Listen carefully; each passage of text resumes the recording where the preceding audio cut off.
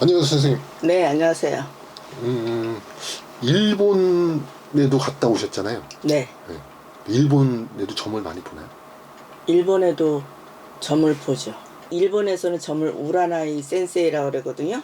우라나이라고 이렇게 간혹 이렇게 집에 이렇게 조그맣게 써 있는 게 있는데 우리나라 점 보는 거하고는 좀 틀려요. 일본 사람들은 타로점이나 탄생석을 갖고 카페를 차려서 탄생석으로 보고요. 거의 우리나라 삼류보살들이 가서 판치는 세상. 저는 일본에 갈 때 이거 남이 나라 가서 살으니까 공부를 좀 더 해가지고 더 어떻게 해서 가야 되겠다 이렇게 생각을 했는데 가서 보니까 뭐 암 환자도 살 수 있다고 구슬하고 막 그런 구슬했는데 한 달 뒤에 죽고 막 그런 사기치는 보살들이 너무 많아요. 우리나라 사람이? 우리나라 사람이. 근데 제가 갔을 때는 거의 이제 그 시장이 끝날 무렵이었고 전에 와서 있었던 보살들은 집 몇 채씩 다 벌어갔다 그러더라고. 근데 우리 같은 사람이 가면 이제 우리 같은 사람 쫓아다니면서 또 밥벌이 하는 사람들이 있어요. 통역해 우리가 이제 처음에 갔으니까 말을 못 하잖아요.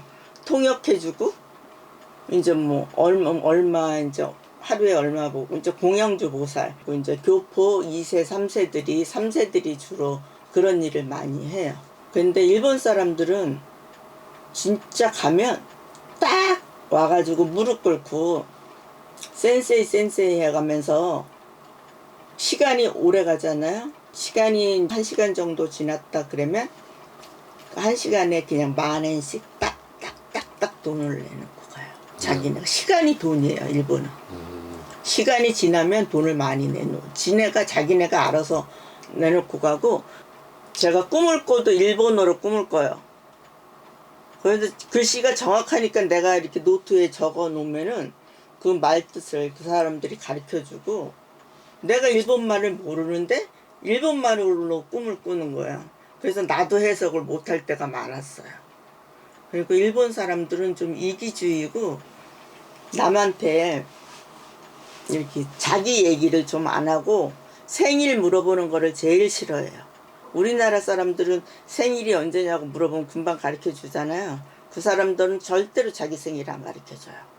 여기 와서나 자기 생년월일 집어넣지 생일을 그렇게 중요하게 생각을 하지 않아요. 생일 때문에 시댁 가고 친정 가는 일이 없어요. 아이가 태어나서 1살 때부터 10살까지는 생일 잔치를 해주고 크게 해주는데 10살 이후로는 생일상을 안 차린대요. 그래서 뭐 할머니, 뭐 시어머니 생일, 친정엄마 생일 이런 게 없어요. 구정 명절 이제 양력으로 8월 15일 우리나라 강복절이 추석이고 양력 1월 1일부터 한 열흘간이 구정이고 그래서 한 열흘간 휴가거든요. 그쪽은. 그리고 옛날에 왔던 사람들은 우리나라 지금 중국 사람, 베트남 여자랑 결혼 많이 하잖아요. 그거를 옛날에 우리나라 여자들이 일본 가서 장가 못 가는 사람들한테 많이 없는 집에서 시집을 많이 갔대요. 부산이나 제주도 사람들이 오사카에는 많거든요. 거의 그렇게 해서 건너온 사람들이에요. 그러니까 한 집 건너 한 집은 친척이야. 다. 거의 제주도 사람들은 한 집 건너 하나가 친척이야. 한 사람이 와서 또 한 사람 데리고 또 한 사람 데리고 또 한 사람 데리고 와서 거의 친척들이 많아요. 그리고 좀 장가 못 간 사람, 나이 들고 장가 못 간 사람들한테 이제 돈 받고 좀 팔려가듯이 시집간 사람들이 옛날 사람들은 많아요. 요즘처럼 이렇게 이제 서로 좋아서 이렇게 왔다 갔다 교류하면서 결혼하는 게 아니라 이제 친정 살리려고 시집간 사람들이 의외로 많아요. 한 55세까지는 거의 그런 애들이 많아요. 그러면 일본 사람들은 타로를 많이 보는 거고. 우리는 이제 역학으로 보고 네. 보살은 신점으로 보고 그러는데 우리 같은 사람들이 이제 종교 비자로 가서 앉아 있어도요. 일본 사람들이 오는 게 아니에요. 교포 3세, 교포 2세, 한국 사람들 반은 한국, 반은 일본인 사람들이 와서 좋아하고, 일본은 우리나라는 아프면 병원 가잖아요. 아프면 할머니들이 먼저 저희를 찾아와요. 어디가 아프다고. 그래서 이모 아프면 병원을 가야지 왜 나한테 와요? 그러면 뭐 씌웠나 뭐 이런 걸 물어보는 사람들이 아직도 있고요. 집에 불사단지 모셔갖고 있는 집도 아직도 많아요. 일본은 옛날 우리나라 사람들이. 우리나라 사람들이? 그러니까 교포들이. 그래서 제가 불사단지 치워주러 다닌 적도 있어요.